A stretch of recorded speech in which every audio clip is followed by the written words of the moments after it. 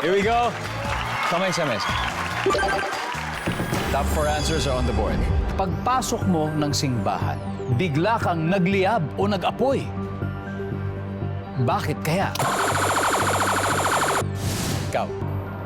May kasalanan ka. May kasalanan. Kagaya ng ano kaya? Ano kasalanan? Dami, Kuya Dong. Dami na.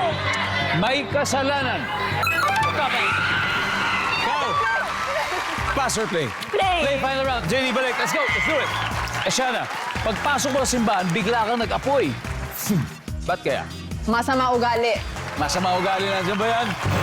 Baka kasama na doon. Pagpasok mo ng simbahan, bigla kang nag-apoy. Demonyo ka. Demonyo pala siya! Nandiyan ba yan? Agi, pagpasok mo ng simbahan, nag-apoy ka talaga, nagliyab. Bakit kaya, Agi?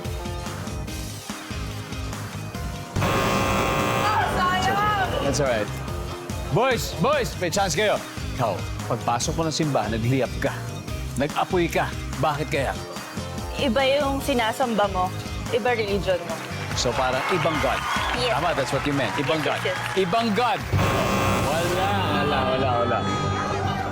Boys, buhay pa ang chance ninyo. You just gotta get it right. JD, pagpasok mo ng simbahan, bigla ka nagliyab. Wala. Bakit kaya?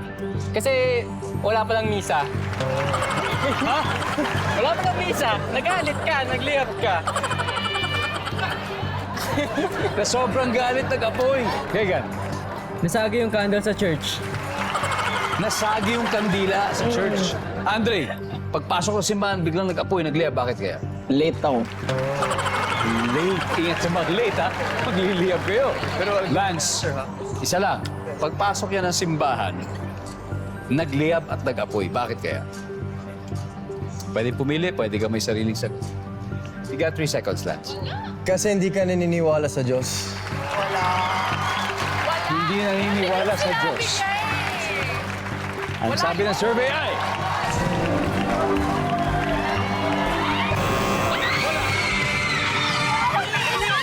Alright, tignan natin. Tignan natin kung ano ba yung number 4. Keegan. Sinadjust si Keegan. Sinadikit siya sa kandila. Number 3. Isa siyang aswang. Ang ating final score, Glamour Force, 442 Watt Fat Bolt, 87, guys. Ay, suman. Ayaw. Okay na. Muntik lang, Andrea. Muntik lang. Ha? Good. Thank you at mag-uwi pa rin kayo ng 50,000 pesos.